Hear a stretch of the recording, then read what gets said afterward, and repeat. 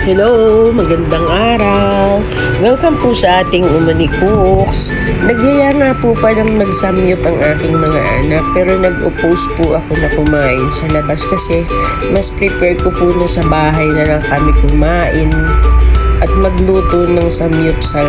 Namili na lang po kami ng mga ingredients para po sa aming hapunan. Mas masarap po kasi pag sa bahay lang at saka tipid po. Sa halagang 1,000 pesos nga po, meron na tayong half kilo na beef, 1/4 na pork, potato marble, fish cake, kimchi, cheese, at saka ang ating lettuce na press.